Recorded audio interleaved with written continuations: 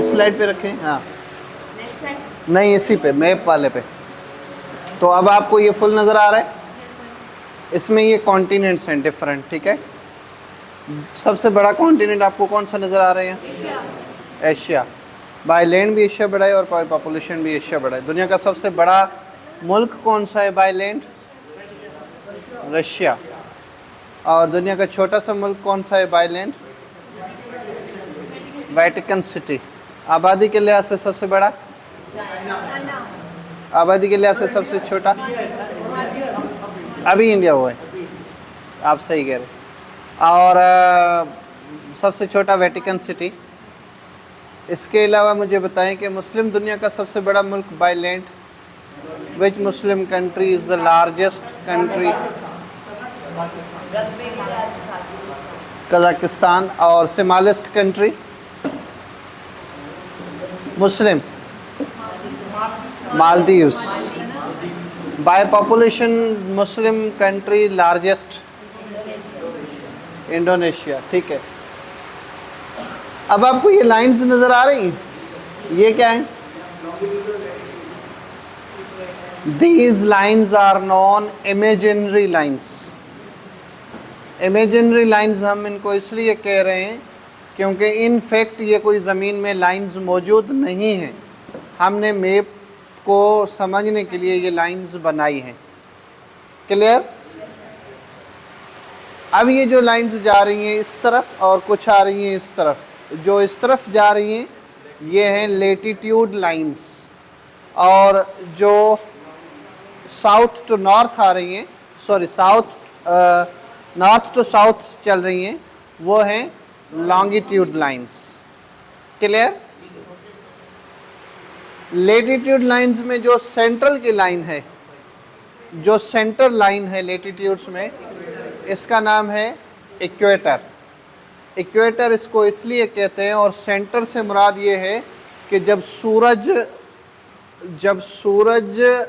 के गिर्द ज़मीन जब घूम रही है तो ज़मीन इस सर्किल में घूम रही है कि ज़मीन का ये जो इक्वेटर है ये पूरा साल सूरज के सेंटर में है, यानी सूरज की डायरेक्ट रोशनी इसके सेंटर में है। ये बात आपको समझ आ गई?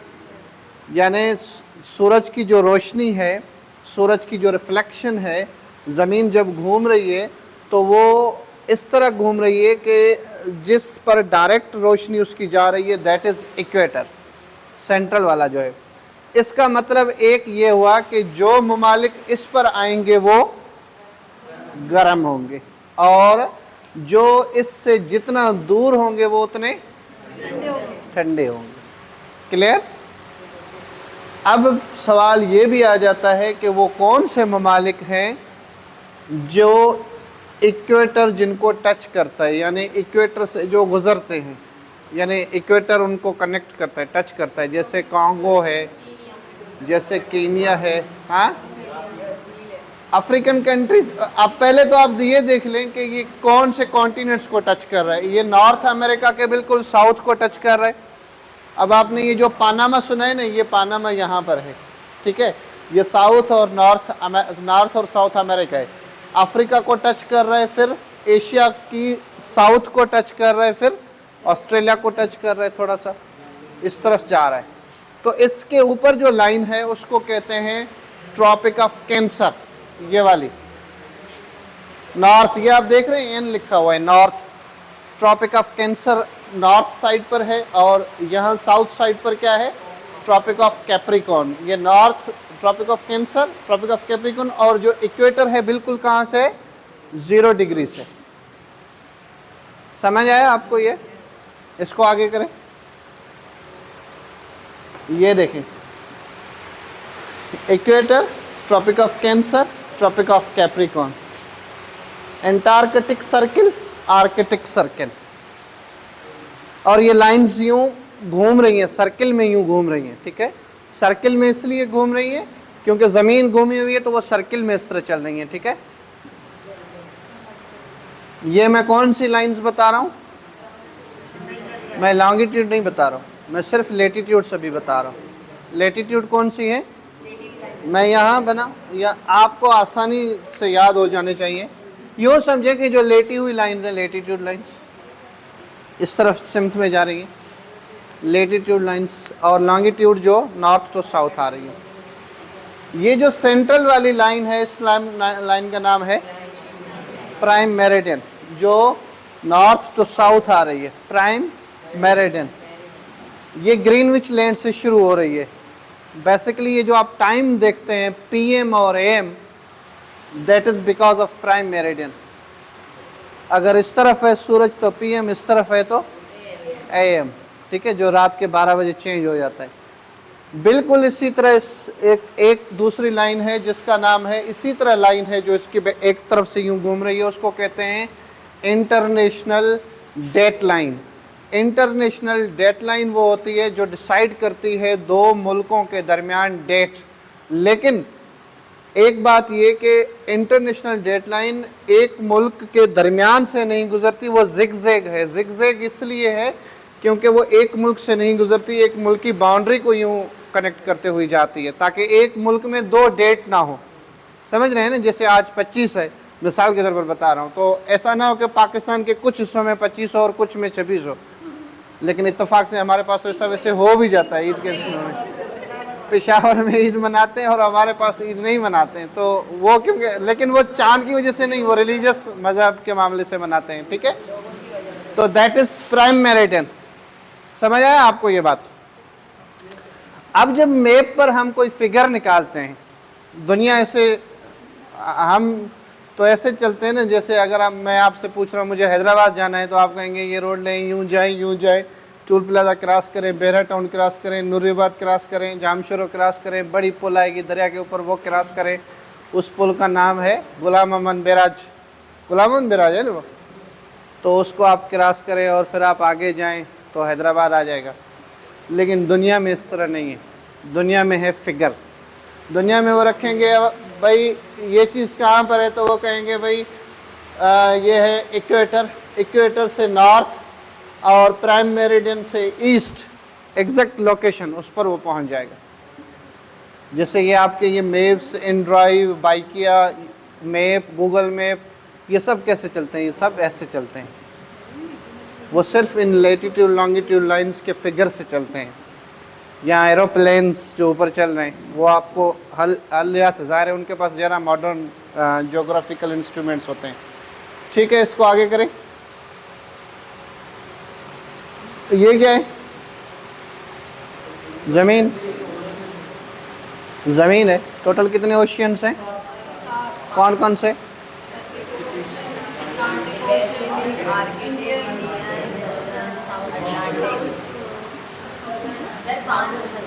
पाँच है, ठीक है।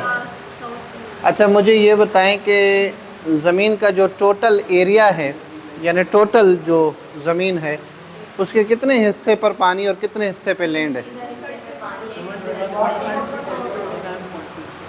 70% पर पानी, 30% पर लैंड। इसका मतलब है कि पानी ज़्यादा है, लैंड कम है। लेकिन वो पानी समंदर का पानी है। समंदर का पानी हम पी नहीं सकते, बल्कि जानवर भी नहीं पी सकते, पौधे भी नहीं पी सकते, क्योंकि उसको हम यूज़ नहीं कर सकते, ठीक है।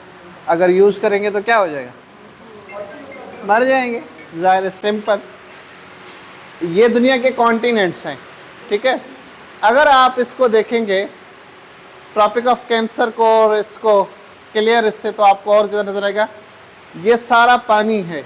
मिडिल ईस्ट ये है, ये यूरोप, ये Asia, Africa, north America, south America.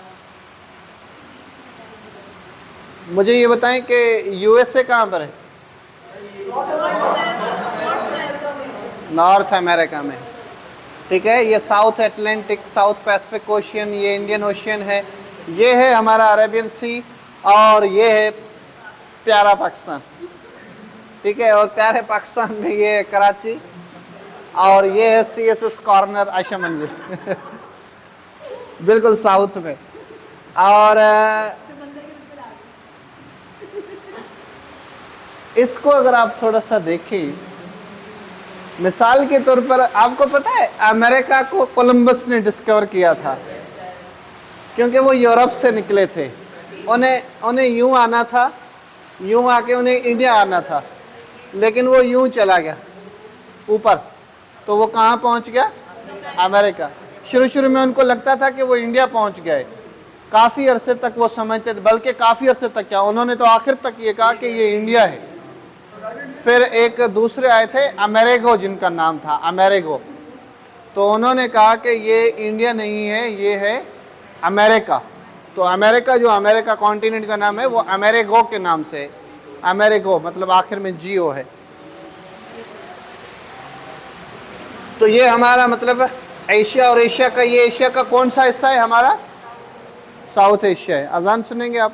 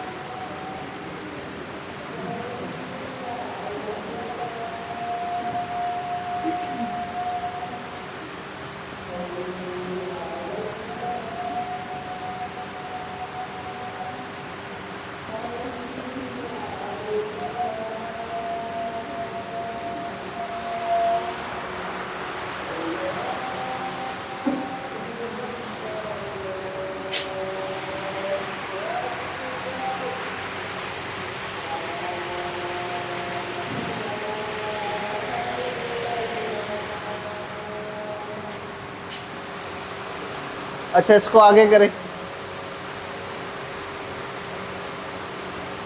अब ये मैप्स, ये हम थोड़ा और उसको जूम में लेके आए, ठीक है, एशिया और हमारी तरफ, ठीक है। ये पाकिस्तान, ये कराची, ये इंडिया, चाइना,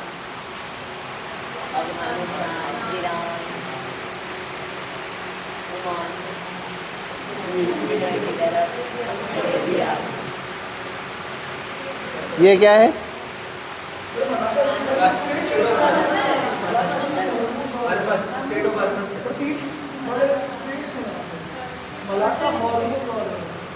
तो वही मैं पूछ रहा हूँ, इसको क्या कहते हैं ये वाला? और ये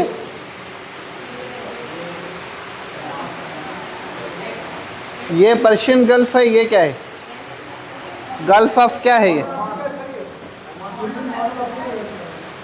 नहीं, नॉर्दर्न अफ्रीका तो है, लेकिन गल्फ आपको पता है किसको कहते हैं? मतलब समंदर से जो पानी इस तरफ आगे जाए और दो तरफ से, उससे दोनों तरफ से कंट्रीज कनेक्टेड हों। अच्छा, पाकिस्तान कितने ममालिक को टच कर रहा है? Iran, Afghanistan, India, China, Tajikistan है, लेकिन ये बाउंड्री से अलग कर रही है। इस बाउंड्री का नाम क्या है? वाखान बॉर्डर। इस बाउंड्री का नाम क्या है? Durand line. क्यों? कौन एक्सेप्ट नहीं करता? क्यों? आप कहना क्या चाहते हैं? नहीं, ड्यूरेंट, इसका इंटरनेशनल नेम ड्यूरेंट लाइन ही है, इस लिहाज से because in 1893 the treaty was signed between Afghanistan government and British government. उस वक्त जो गवर्नमेंट थी, सारे ड्यूरेंट और अब्दुल रहमान के दरमियान, Abdul Rahman was ruler of Afghanistan, दोनों के दरमियान ये साइन हुई थी 1893 में। इसकी वजह से इसका नाम रखा गया ड्यूरेंट लाइन, क्योंकि ब्रिटिश अफ़गानिस्तान को कॉन्कर करना चाहता था और एंग्लो अफ़गान वार्स हुई हैं, तो वो जब कॉन्कर नहीं कर पाए तो 1893 में उन्होंने अफ़गानिस्तान के साथ बाउंड्री ड्रॉ कर दी। तो वो बाउंड्री हमारे पास आज भी मौजूद है, जिसका नाम है ड्यूरेंट लाइन, और ये 2252 किलोमीटर है, यानी 2252, या 2250 कह लें या 2252 कह दें, 2250 किलोमीटर। सबसे बड़ी बाउंड्री अफ़गानिस्तान के साथ है। इंडिया के साथ वैसे तो ज़्यादा है, लेकिन पूरी की पूरी इंटरनेशनल नहीं है। मतलब डिस्प्यूटेड भी इसमें है, एलओसी है इसमें, रेड क्लिफ है इसमें, अलग अलग हैं। पंजाब की बाउंड्री अलग है, समझ रहे हैं? तो इसलिए आज से ड्यूरेंट लाइन है ये है ड्यूरेंट लाइन। और यहाँ हम चाइना के साथ ये कनेक्टेड है, और जो चाइना के साथ कनेक्टेड है वो 595 किलोमीटर है, और ईरान के साथ जो है वो भी तकरीबन 800 करके कुछ है, 800 किलोमीटर।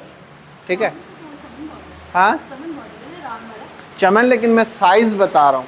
अलग अलग ये तीन सूबे हैं जिनसे हम कनेक्टेड हैं। बेसिकली ये 800 और कुछ किलोमीटर है इस तरफ। ये हम टच कर रहे हैं नीचे समंदर को, अरेबियन सी को। Arabian Sea is the part of Indian Ocean. और ये है इंडिया, पूरे का पूरा इंडिया है। अगर आप इसको सब कॉन्टिनेंट के पर्सपेक्टिव में देखें तो ये पूरा इंडिया है। ये बांग्लादेश है। एक बंगाल यहाँ है, एक बंगाल ये है। तो ये पूरा उस वक्त साथ था, इंडो पाक जिसे हम कहते हैं। बस यही तो गलती की ना। मतलब दुनिया में कहीं भी ऐसा नहीं है कि दो सूबे एक दूसरे से इतना दूर हों और कैपिटल सिटी यहाँ हो। अगर इस बंदे को कैपिटल सिटी में काम हो तो कैसे आए? और बीच में इंडिया भी, यानी ऐसा रवायती हरीफ आपका जिससे आपकी बनेगी ही नहीं। तो ये तो बहुत बड़ा इश्यू था। तो खैर अब तो नहीं रहा ना, अब तो मामला सेट हो जाने चाहिए, लेकिन अब भी सेट नहीं हो पा रहे। ये पाकिस्तान और इंडिया और कश्मीर रीजन का मैप है। आगे करें इसको। ये पाकिस्तान के अंदर कौन कौन सी उसके खदो खाल है, फिज़िकल फीचर्स उसकी क्या है, वो हैं। कौन कौन सी चीज़ें हैं? माउंटेन्स हैं, प्लेट्यूज हैं, प्लेन्स हैं, डेजर्ट्स। जी आगे चले। अब ये देखेंगे, आसानी से इस मैप को समझें। ये पूरा पाकिस्तान है। पूरे पाकिस्तान की ये वाली जो पट्टी है, वेस्ट और नॉर्थ वाली पट्टी, ये है माउंटेन्स। ये सारे नेचुरल तौर पर माउंटेन्स हैं। और ये माउंटेन्स सिर्फ यहाँ तक नहीं है, ये इस तरफ भी हैं, उस तरफ भी हैं। लेकिन क्योंकि हमारे हिस्से में जो पाकिस्तान आया, यानी बाउंड्री तो नेचुरली बाउंड्री तो नहीं क्रिएट की गई ना, बाउंड्री तो हमने क्रिएट की है ना, मुल्कों की बाउंड्रीज जो हमने बनाई है। नेचुरली तौर पर तो अल्लाह ताला की तरफ से तो ये साथ एक साथ बने हुए हैं ना, जिसमें माउंटेन्स वहाँ भी चले गए, माउंटेन्स यहाँ भी आ गए, डेजर्ट्स वहाँ भी चले गए, डेजर्ट्स यहाँ भी आए। तो इस तरह है, ये सारे माउंटेन्स हैं। ये जो हिस्सा है ये है इंडस प्लेन। इंडस प्लेन हम इसको इसलिए कहते हैं, हम इसको प्लेन इसलिए कहते हैं क्योंकि ये सारी वो ज़मीन है जहाँ पर एग्रीकल्चर होता है। पूरे मुल्क का जो फूड जनरेट होता है वो इस इलाके से होता है। वो गंदम हो, वो चावल हो, वो कपास हो, जितना भी एग्रीकल्चर बेस हो, वो जूट हो, वो ज्वार हो, मकई हो, पल्सेस, दालें, सब कुछ यहीं से जनरेट होता है, इन इलाकों से।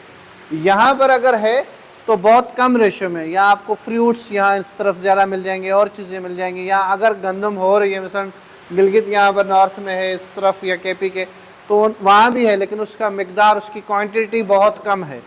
यहाँ उसकी क्वांटिटी ज़्यादा है। ये जो दरिया बहते हुए आ रहे हैं, ये नॉर्थ से साउथ की तरफ बहते हुए आ रहे हैं। ये अलग अलग दरिया हैं जो आके इंडस रिवर को ज्वाइन करते हैं। और इंडस रिवर किसको आके ज्वाइन करता है? अरेबियन सी को। It is known as the mouth of Indian Indus river.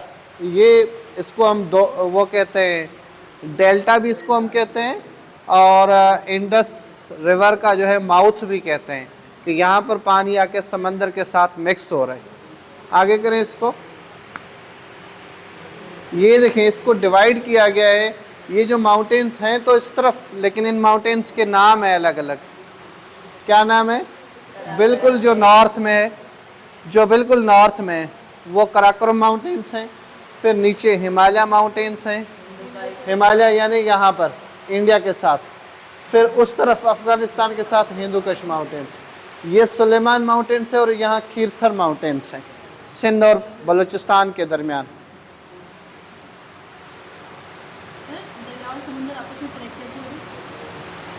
पानी आपस में मिल रहा है। नहीं, तो मतलब दरिया तो जो है वहाँ होता है ना, हैदराबाद उधर जामशोर में, और समंदर जो है वो इधर कराची में। तो समंदर चला जाता है हैदराबाद।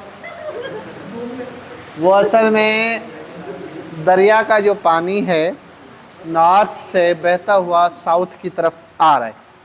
मिसाल के तौर पर वो ऐसे बहता है, मिसाल के तौर पर ये लाइन लगी हुई है ना, ऐसे नहीं बहता, ऐसे बहता है। इसका मतलब क्या हुआ, ये नॉर्थ, ये साउथ। इसका मतलब क्या हुआ, ये अपर टू लोअर साइड पानी जा रहा है। अगर आप इस पानी को यहाँ से फेंकेंगे, यहाँ पर पानी अगर फेंकेंगे तो किस तरफ जाएगा, नीचे कहाँ, ज़मीन में। मतलब पानी को जो साइड लोअर लगेगी उस तरफ जाएगा। अगर हम घर का छत बनाते हैं तो बारिश का पानी निकालने के लिए हम उसकी एक साइड पर सिमत रखते हैं ताकि थोड़ा ऊपर नीचे हो, ताकि पानी एक तरफ बह जाए। ये हम इसलिए रखते हैं ताकि पानी का स्लोप हो, पानी लोअर साइड पर जाए, अपर टू लोअर साइड जाए। इसी तरह जो नॉर्थ साइड है वो अपर साइड है, और जो लोअर साइड है वो, जो साउथ साइड है वो लोअर साइड है। तो यहाँ से जो पानी किसी भी तरीके से, अगर पानी की बाल्टी यहाँ फेंकी गई, कोई बर्तन फेंका गया, तो वो अब इस तरफ बह चलेगा। तो वो बाल्टी की तो मिसाल छोटी है, गिलास की मिसाल छोटी है। यहाँ तो ग्लेशियर पिघलते हैं, तो वो जो ग्लेशियर पिघलते हैं वो पानी साउथ की तरफ जाता है। लेकिन ये एक कुदरत है कि वो जो साउथ की तरफ पानी आता है वो ऐसे नहीं होता कि वो कहीं से भी चल पड़े। उसने एक मखसूस रूट अख्तियार किया हुआ है, एक हाईवे बना हुआ है उसका, जो उस हाईवे पर ही चलता है। वो हाईवे हमने नहीं बनाया, वो हाईवे कुदरती तौर पर बना हुआ है। हज़ारों साल लग जाते हैं, वो उसी रूट से चलता है। हज़ारों सालों के बाद कभी कभी वो रुख बदल देता है किसी भी वजह से, पानी का मिकदार ज़्यादा हो गया, एक और साइड उसको मिल गई, और जो साइड उसको मिल गई उस पर वो एक दफ़ा चल पड़ा तो अब वो अपनी जगह खुद बना लेता है। अब हज़ारों सालों तक वो उसी पर चलता रहेगा, आप कितनी भी कोशिश करें उसका रुख नहीं बदल सकते, आसानी से नहीं बदल सकते। तो ये यहाँ से चलता हुआ आता है, जैसे यहाँ पहुँचता है तो यहाँ समंदर ऑलरेडी मौजूद है इसको वेलकम करने के लिए। आपका सवाल बता रहा हूँ, यहाँ पर दरिया जैसे पहुँचता है तो समंदर ऑलरेडी है यहाँ पर इसे वेलकम करने के लिए। तो ये जब साउथ की तरफ आता है तो यहाँ से तो वो प्रेशर के साथ आ रहा है, पानी स्पीड के साथ, यहाँ पर आके वो क्या हो जाता है, डिवाइड हो जाता है, क्योंकि ऑलमोस्ट वो उस सिचुएशन पर पहुँच जाता है जहाँ पर पानी की सतह बहुत लोअर हो जाती है, नीचे हो जाती है, और समंदर ऑलरेडी मौजूद होता है। तो वो बिखर जाता है पानी, तो वो बिखर के आके समंदर को मिलता है। इसलिए हम इसको कह रहे हैं माउथ, और ये ठट्टा में आके मिलता है, सिंध में।